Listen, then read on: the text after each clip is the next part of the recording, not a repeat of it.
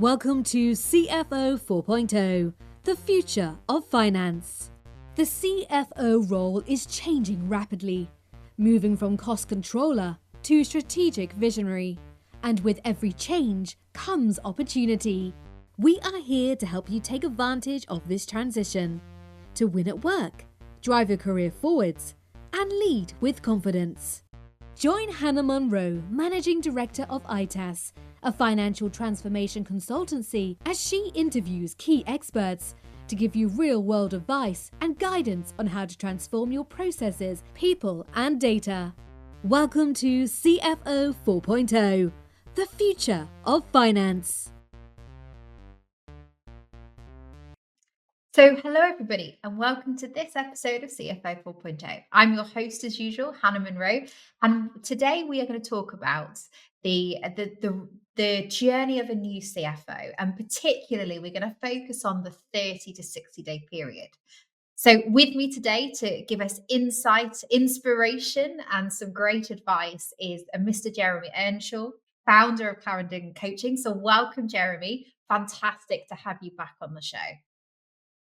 Thanks, Hannah. Looking forward to your questions as usual. Always find them quite challenging. So, given that we don't share these questions in advance, so I'm on the spot.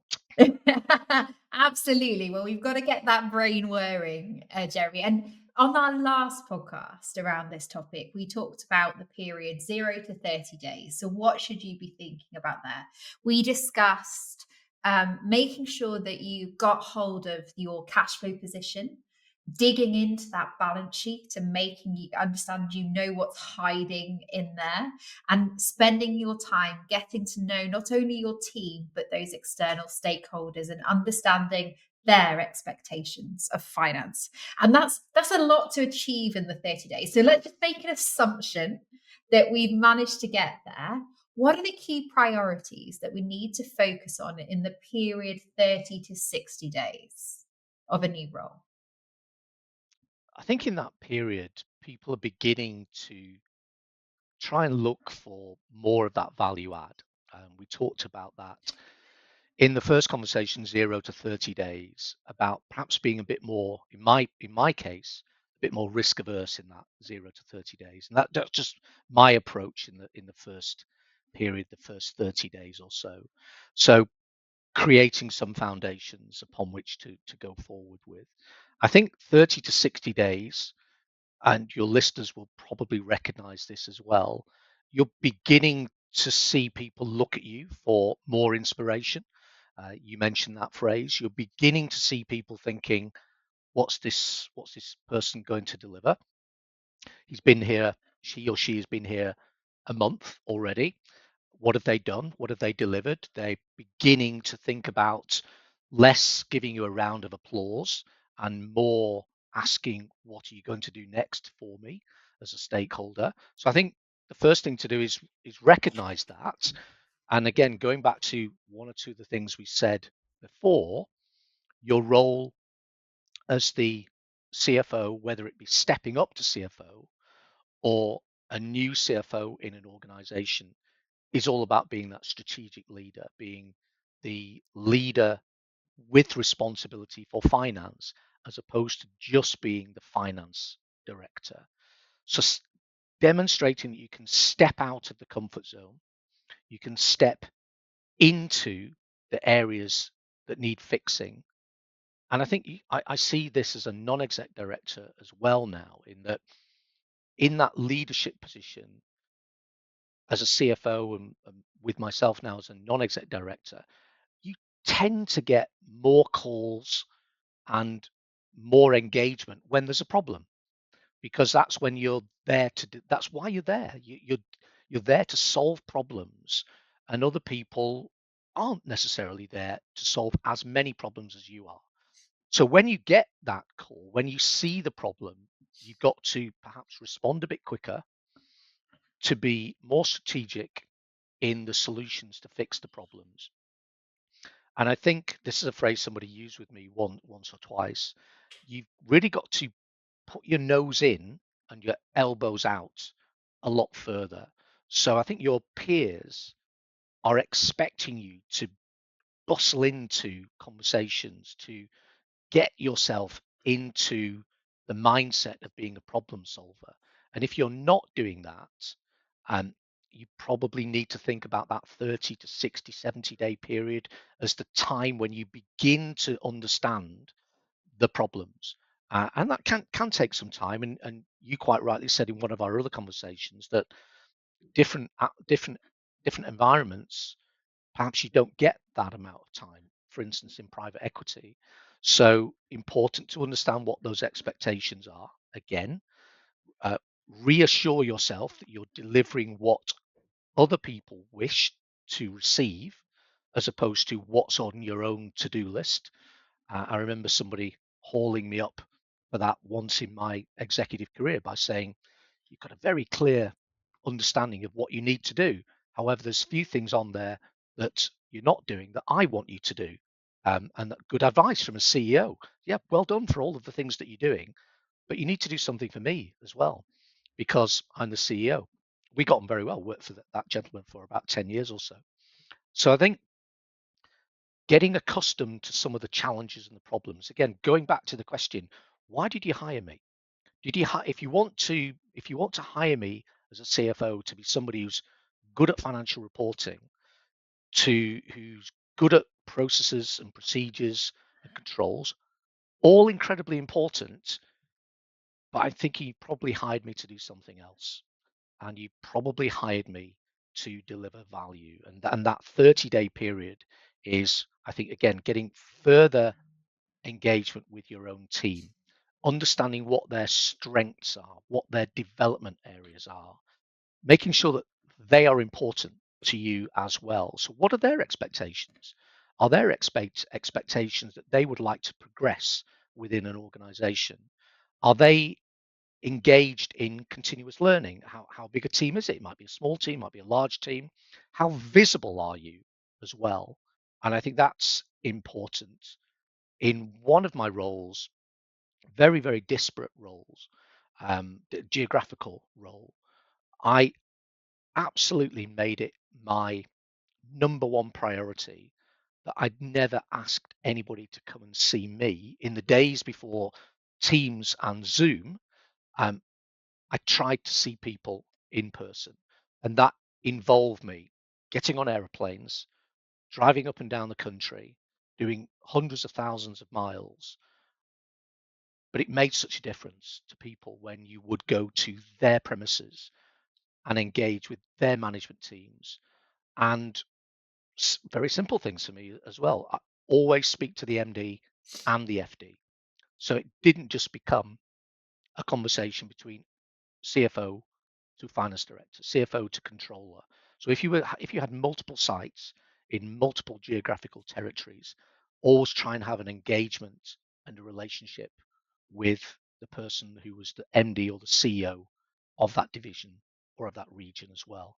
So you're again being seen as somebody who's not just the person who produces numbers at the end of a month. And again, in that 30 to 60-day period, that's probably going to be your first set of numbers that you're going to be responsible for. So making sure that that is really, really credible is equally important, I think, at that stage. And again, that depends on the number of people in your team, the size of the organization, whether you're directly involved or not. But at that point, the numbers are down to you. So you have to take accountability and responsibility for it. I think there's some really interesting points with that. Let's just start with the latest, which is about making that first management pack, that first reporting pack, robust and strong. So what are the sorts of, I guess, where can that go wrong? What if you are concerned about maybe some of the controls or something that's gone into that pack and you're going, I'm not so comfortable with that? Is that something you would call out as part of the presentation? If it's something you can't necessarily immediately get on top of? Good question again.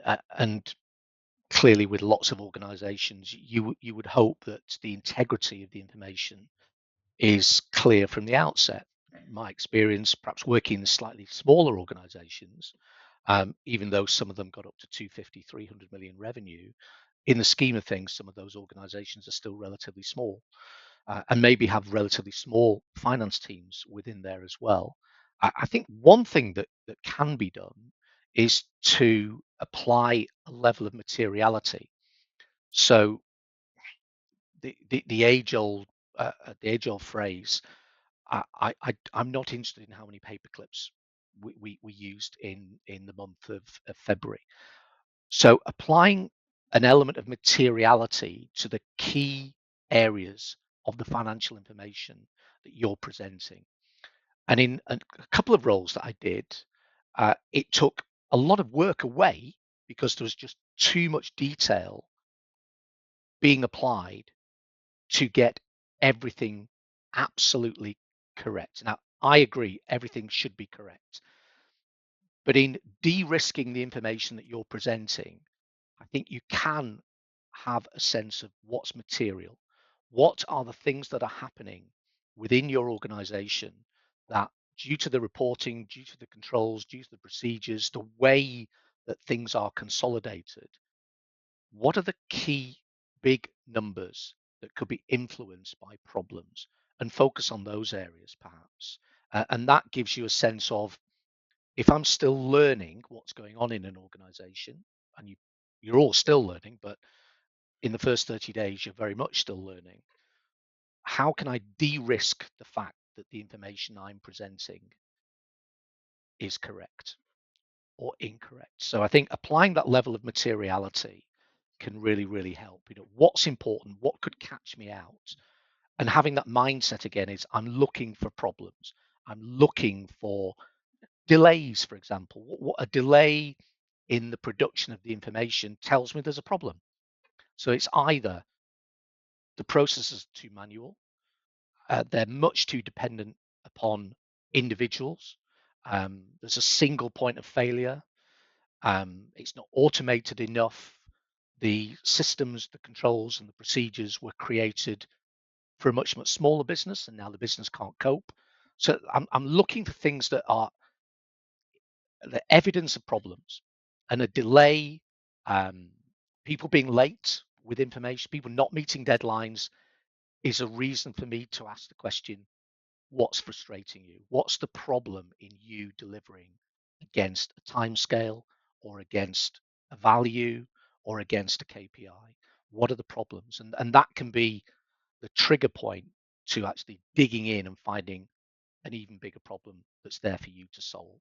So I think that 30 to 60 day period, really looking to try and make sure that we've got, again, credibility of the balance sheet, credibility of the forecasting. And at that point, I'm seeing how my team work together as well.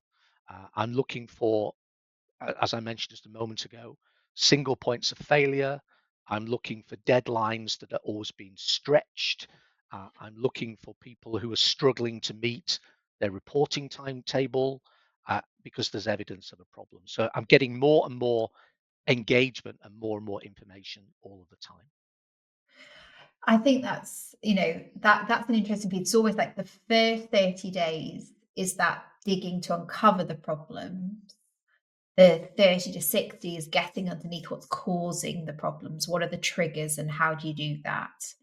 And you also said something interesting, and I think it's a key point to bring out, was the fact that in that 30 to 60, if you've had great conversations with your stakeholders about their expectations and what they want, in that 30 to 60 days, they're expecting to start seeing some of those expectations be delivered. So how do you, because there's likely, as there always is, to be more requirements and more asks than you potentially have time to deliver. So how do you approach prioritization? Because a lot of these individuals are key stakeholders. They could be investors, it could be your MD, it could be a peer in another team. How do you approach finding the balance between delivering and not, setting yourself an impossible standard to achieve? I'll probably say something which is quite cynical here, actually, in that you raised there that there's a number of stakeholders. And you'd be absolutely right, within any organization, whether it be lenders, investors, bankers, your team, other people, perhaps other people who perhaps would have liked your role as well. So being somewhat cynical, I'm probably going to try and put my stakeholders in boxes. And those boxes are in terms of their level of interest and their level of power as well.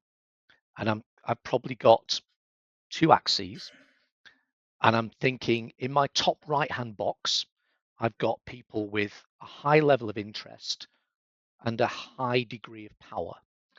And they're my most important stakeholder because they have the ability to influence my role, i.e., it could be my CEO if I'm the CFO, or my chair, it could be my stakeholders, it could be my lenders. They're highly interested and they've got high levels of power. I've then got the other three quadrants as well. I've got a box in my bottom left, which is low interest, low power. Maybe the easiest box to manage because their expectations aren't very high. I've then got a box which is high interest but low levels of power. And for example, nothing wrong with that, but it could well be that you have a selection of non-execs, for example, where they may not have a great deal of power, but they may be highly interested. Why wouldn't they be highly interested? But your ability to influence them and their ability to, I suppose, shape your future is quite limited. And then you've got high power, low interest, perhaps the more dangerous people, because they may not have the time to be able to vote. So that their interest level, maybe we should use a different phrase rather than low, limited interest, but high power. So I'm probably being quite cynical and thinking, who are the ones who have a great deal of power and authority, but also have a great deal of interest as well? And they're likely to be my CEO, my chair, my investors, my lenders at that point. And I'm trying to think about what their expectations are. And one of the things I talk about when I'm delivering exec education as well is that a good thing for CFOs to remember is always go back to the strategy and the vision and the mission. And whatever I do as a main board director, whether it be in finance or anything else, if I'm doing something on a day-to-day basis, it should be delivering something to do with the strategy, the vision, the mission, or the objectives. Because if it's not, what am I doing it for?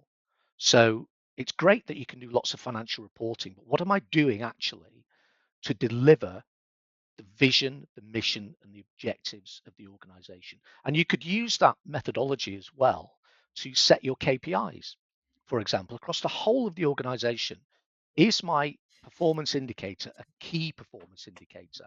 Well, it is if it's to do with my objectives, my vision, and my mission. Am I pushing the organization forward in meeting its objectives by looking and managing this KPI? If I'm not, then it's probably not a key performance indicator. It may be helpful and it may be interesting, but it might not be key. So I think that's, again, a mindset that differentiates anybody really in being at the main board as opposed to not being on the main board. You are delivering that strategy, the vision, the mission, and the objectives. So everything I should be doing should actually contribute and make a difference to that. And I think that's the key as well. Make a difference, not merely just making a contribution. One of the hardest things, I think, is actually putting into words what it means to work with myself and the team here at ITAS. Because not only are we a financial transformation consultancy, but we do it using Sage technology. So rather than me tell you how awesome we are, let me introduce one of our customers. I'd recommend ITAS as a Sage partner, not only because of their knowledge that they have on the product itself, Intact, but also their friendly and professional approach to the whole project. They've been incredibly flexible throughout the process, but also challenging us as a customer to really think about what it is that we're after, and ensuring that Intact was actually the correct solution for us to meet our needs, which was really refreshing, rather than feeling we're just being sold a product that they offer. We've got on really well with the whole team. They've been hugely approachable, helpful throughout the whole process, really putting it as at ease if anything we kind of felt we were struggling with or difficult. Really helped us to understand some of the complexities with the new system that's different to other finance systems, things that we've just never come across before, like the new dimensions, and understanding how that actually works.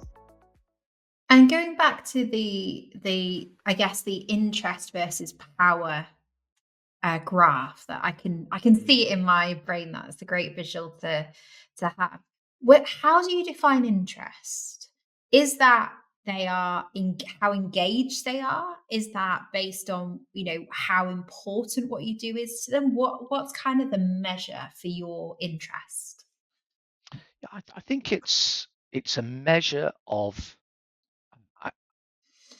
I think it's a measure of their level of engagement. I think that's probably the best way to think about it.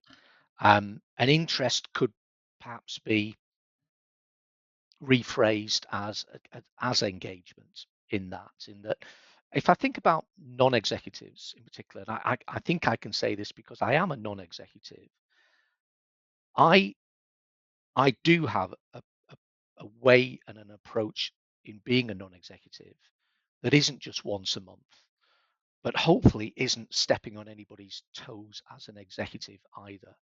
So, for example, I'm thinking one non-exec role in particular.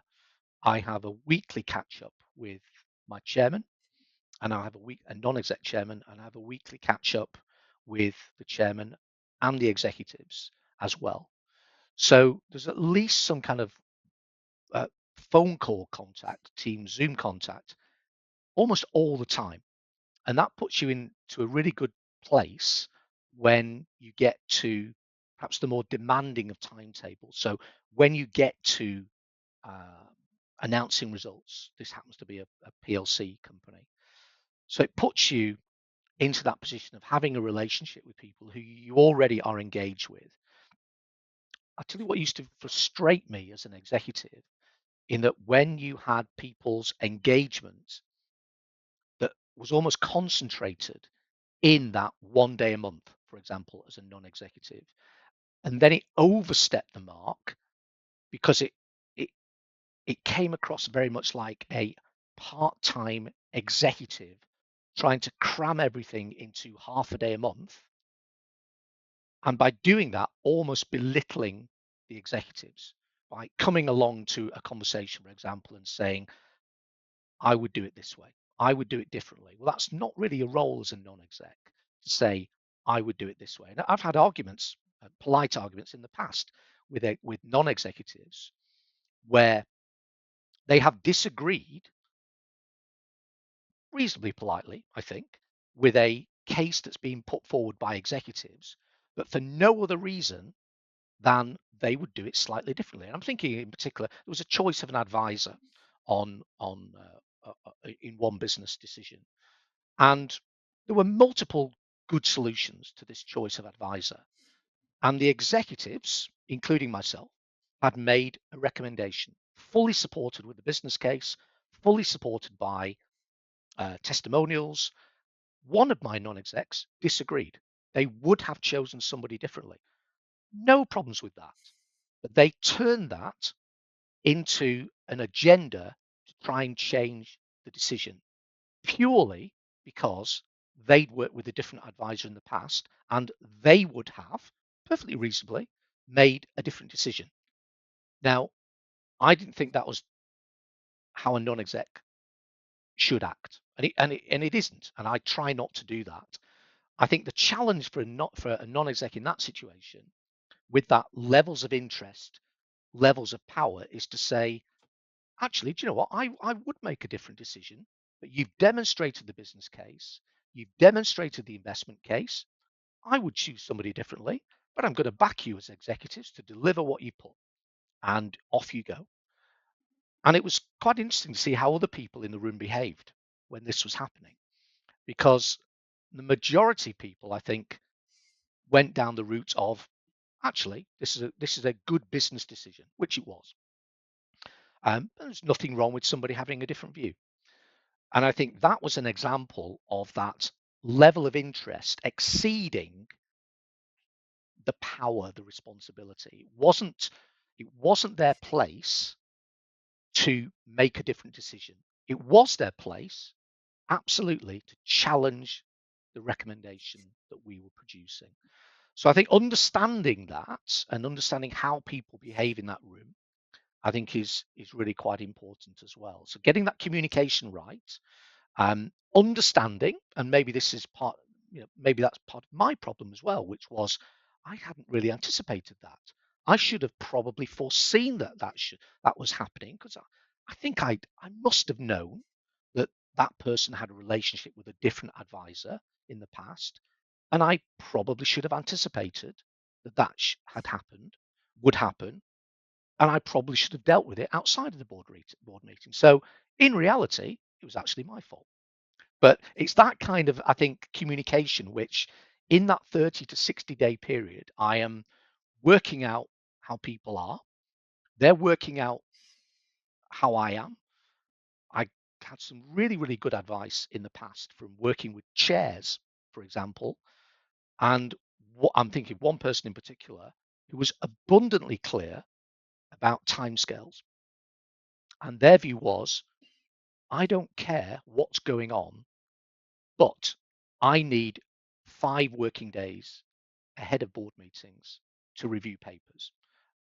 And he was perfectly clear, it happened to be he, perfectly clear about it because he had multiple different roles. And as usual, lots of things happening week 3 of the month. And he was very clear. He said, if you don't get the papers to me, it's not going on the agenda. And I don't care whether it's monthly results, annual results, something for a regulator, something for an investor. If it's not there 5 working days before the meeting, it is not going on the agenda. And also, don't think you can bring it up under AOB either. And he was abundantly clear, and he made it absolutely clear in a very polite and structured way, that's how it's going to work. And it worked really, really well. And it did. It was just working out how people behave around a boardroom table, understanding their methods of communication. Who wants a phone call? Who wants an email? Can be a really, really simple example of getting that communication right. I prefer receiving emails because that's just the way I am. I can receive things and deal with them in my own time. Other people can't be bothered to read emails. They want a phone call.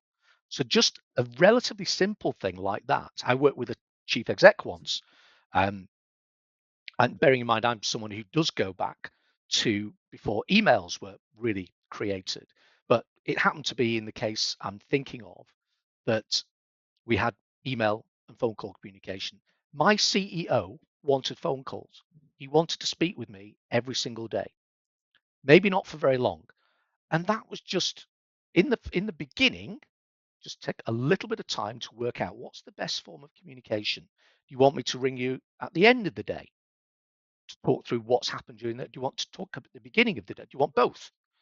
How long shall we set aside for this kind of thing? Do we want papers? If we're in the office, do we need papers? Are we just going to have a cup of coffee and talk about things which are on our agenda for the week, month, 6 weeks, 6 months ahead?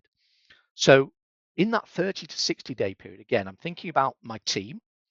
I'm thinking about the development that they might need, that they might want. What do they want? Because it's important to get the best from any team. You need to respond to what their expectations are as well. So I think you can move from the 0 to 30 days risk averse, understanding balance sheet, understanding cash, understanding liquidity, into the how am I going to take this business forward? How am I going to deliver on the expectations and the objectives that have been set and hopefully discussed with me before I step into the role itself?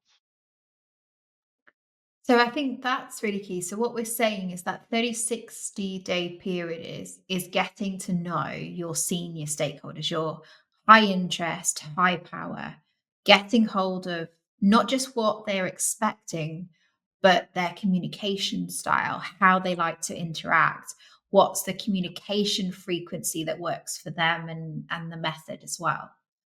I think that's what we're saying there. It is, and I think it can be so crucial if you're working with people who, again, as we've discussed, if that perception of finance is that they're not very visible and they don't talk much and they're not great communicators, and if your view is to be invisible almost, then you're solidifying that opinion of somebody who, well, they just deal with the numbers. They're not really important to me. So I think demonstrating, hopefully, that you can be of value to people, as well as, and being that problem solver. How can I help you? And dispelling that challenge that we all get in finance of being an overhead for the business, that you're the necessary evil, you don't deliver anything. All you're there is to produce a set of numbers, but we do all the real work somewhere else. And it still happens. It still happens, even though, as as all the listeners will know, finance is just so important for all aspects of the business, and it encompasses all lots of other areas as well, such as risk management. Risk management. I chair 3 audit and risk committees. We hardly ever talk about finance and audit as such in an audit and risk committee meetings. We have really, really positive conversations about how risk management can underpin the business strategy, and it can completely transform people's understanding of risk, which can be, well, it's negative. The finance people do that. It's not something I want to do, but we have to do it because we're a big company now. We have to have risk management. Turning that round into a really positive, structured conversation about strategy of the organization and how risk can influence that can get lots and lots more people engaged. And I think also in that 30 to 60 days, maybe it's the opportunity to do what might be called town halls, speaking to non-finance people. Let's be honest about this, and your listeners will recognize this. Who wants to go to conferences, half-day strategy sessions, and listen to the CFO talk about numbers? It happens all the time. We have to make our engagement with the non-finance professionals within an organization as interactive and as interesting as possible, recognizing 90% of people don't want to listen. I think I can't count the number of presentations slots that I've been given that are usually the one just after lunch, if you're on an away day or a full day away. It's amazing how many people suddenly find a phone call to take at the time when your financial presentation is being made, because they don't want to be there. They don't want to listen to the financial information. So we have to interpret it for them in as good a way as possible. And that's another skill for people stepping into that CFO role, is that delivering a set of numbers on a big screen behind you and talking to those numbers is not going to excite anybody. What people need to see are what it means for them. And if that means how is it affecting bonuses, then put that in your presentation. What does it mean for the organization if we generate more profit? Do we raise more cash? Can we invest more? What does it mean for job creation? What does it mean for investment in R&D, in technology, in lots of other in software as a service? How can we take a financial presentation and make it interesting? And maybe that's something in the 30 to 60 days that you can introduce yourselves to other people in the organization who, one, don't really know who you are, and maybe need to understand a bit more about how finance can influence the organization. Here's something I try to give myself a challenge of doing most of the time. Can I do a financial presentation as the CFO of an organization without using numbers on a screen? And that was always a challenge. Can I do it graphically Can I do a video? Can I literally walk around an organization with a video, videoing myself and pointing to things and talking about it? And the engagement you get back from people who don't necessarily want to be an accountant, they don't want to understand how to be an accountant. They'd like to know a little bit more about the finances of the organization, but they certainly don't want to listen to Jeremy talking for an hour about numbers. And they certainly don't want to see spreadsheets on screens. They're just not interested in that. So how can we make it engaging for people within an organization? And presenting isn't for everybody. And if it's not for you, then try and think of a different way of presenting. Can it be, for example, a video that you've prepared earlier that you put on the big screen, for example? But that type of engagement, again, extending the reach of finance into an organization may be something for that second phase after the first 30 days. And we've talked a lot about other areas of the business. What about the finance team, the finance processes, and what's going on within finance itself? What sorts of things would you be evaluating and trying to action in that 30 to 60-day period? Single points of failure, the frustrations, and you can find this out through, of course, many different means. And if you have the resources to do company-wide surveys, they can give you that moving picture as well about how things are changing. But as many listeners will know already, the best way to find out what the problems are is to ask people what frustrates them. So walk the floor, ask them what frustrates you, ask them what stops them from doing their job well or better or easier. Try and make it easy for them. If it's a difficult job to get hold of information, if it's difficult for, and we've all heard the phrases, that discipline doesn't work, that function doesn't work, right hand doesn't speak to the left hand. So if you can get to the stage of understanding what frustrates people, again, I'll go back to coaching style questions. Would you do it differently if you started afresh? If you started your organization on Monday, would you set it up like it is now in your particular discipline, in your processes, your controls or procedures? Would you have as many people? Would you have more people? Would you automate anything if you can? If you had an unlimited supply of cash to fix things and an unlimited supply of people to fix it for you, what would you fix? So all those kinds of questions, what frustrates you? What's stopping you? What are you concerned about? What makes you lose sleep? What makes you really frustrated in dealing with your colleagues, your other functions within the organization?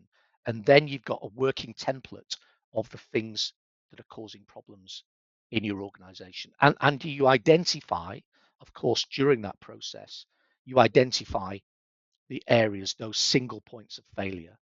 And I think you can also go to an extreme of having controls and procedures and processes as well. When in actual fact, one of the things that I talk about with finance for non-finance professionals, is that you may well join an organization and there are telephone directory thickness organizational processes and procedures documents, hundreds of pages long. You can do it a different way, and many listeners might recognize this as well, by having a series of, say, 10 controls. You can control your organization by saying, for everything over, let's pick a number, £10,000, you need 2 signatures, the CFO and the CEO. Above 100,000, it's the CFO, the CEO, and the chair. And you can construct a series of 10 you can't do processes, procedures, controls that gives you control of an organization without having a full-blown matrix of controls that takes 150 pages. So I think that's part of the 30 to 60 day period as well. How do I make it easy for everybody to work in an organization?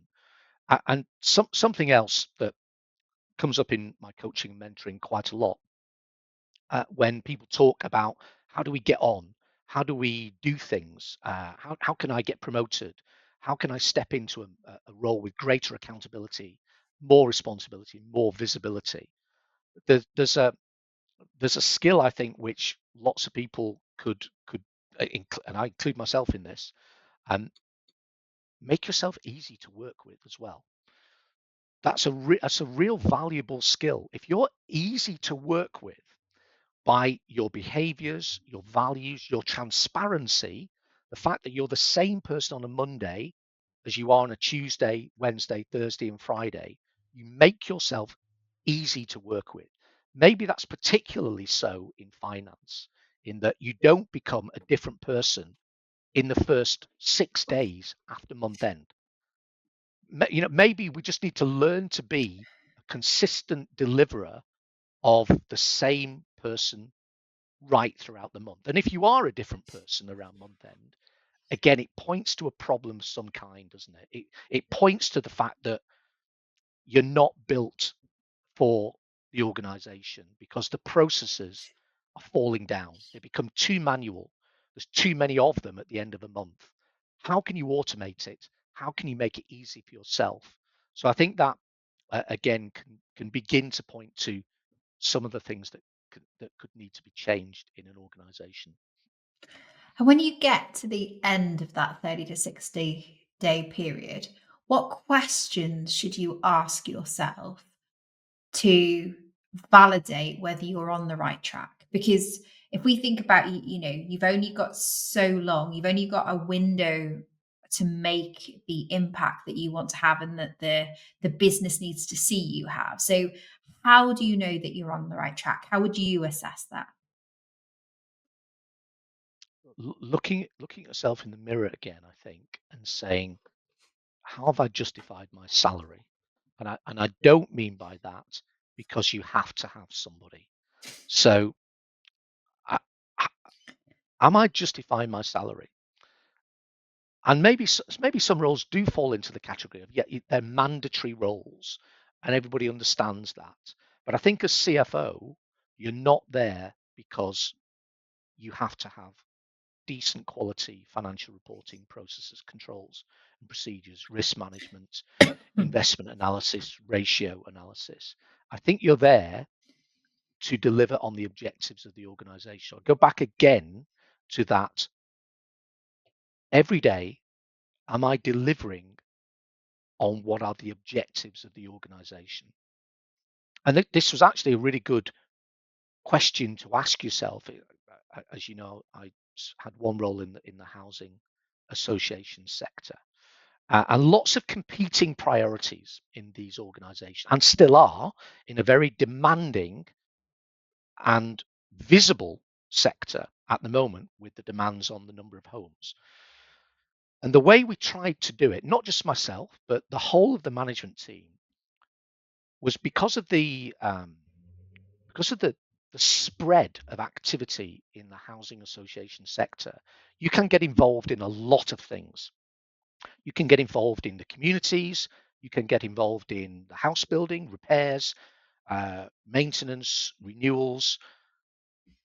So you can be spread very, very thin. And I think this applies to any organization as well. And we just used to ask ourselves the question, what are the objectives of this organization? And the objectives of the organization, the charitable objectives of that organization, are to build homes and repair and maintain them for the residents that you serve. And that's it. So all of the really, really good things that you could do, some of them had to go because we weren't leading on them. And that was another question to ask. Are we leading on this issue, or are we contributing to this issue? Are there other people best placed to, for example, do something else in the community? And then maybe they're better at it than we are, because our job is to build homes and maintain them for the quality of our residents and make sure that they're at a suitable standard for everybody, whether they were built last year or 50 years ago. And I think that kind of question, what am I doing that's serving the objectives of the organization? How am I making it easier to deliver the objectives of the organization? Goes back again to, why am I here? Some people might be there to deliver really good quality information. Nothing wrong with that at all. But I think in the number one main board C-suite CFO role, your job is to deliver shareholder value, whatever kind of shareholder that is, whether it be the regulator or investors. The value of your stakeholders, you've got to accept that you're in that position to deliver that. And therefore, a good place to start every week. What am I doing this week that's going to deliver on the objectives?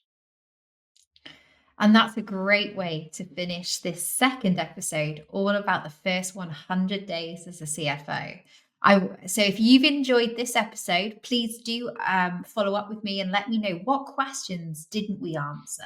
What are maybe some challenges you've hit, or some questions you have for your next phase? We'd love to hear from you. Don't forget you can message me privately on LinkedIn, or send me a quick email to hannah.monroe@itassolutions.co.uk. Now, I want to say a massive thank you, Jeremy. As always, it's a pleasure to speak to you. And thank you so much for sharing your knowledge on that 30 to 60 day window. And if people want to learn more about you and the support and coaching that you offer, where can they find you? They can find me really easily on LinkedIn, and they can find me at my coaching and mentoring practice website, which is www.clarendoncoaching.com, and you find out what kind of coaching and mentoring that I do. So hopefully the examples and the answers that I've given to the questions today may be helpful to your listeners, Hannah.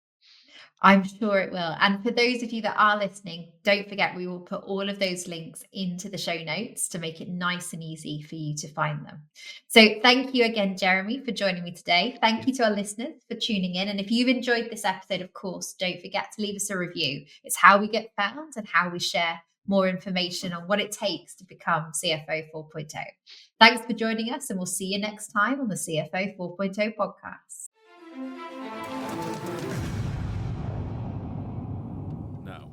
For the £1 million question. What is the best finance software for your business? Is it A, Sage 50? Is it B, Sage 200 Standard? C, Sage 200 Professional? Or D, Sage Intact? An impossible question to answer without a lifeline. But we have the perfect lifeline for you. Our free quiz, which Sage product is right for you, will tell you which product is the best fit for your business in just 5 minutes. All you need to do is head to www.itassolutions.co.uk and answer a few simple questions.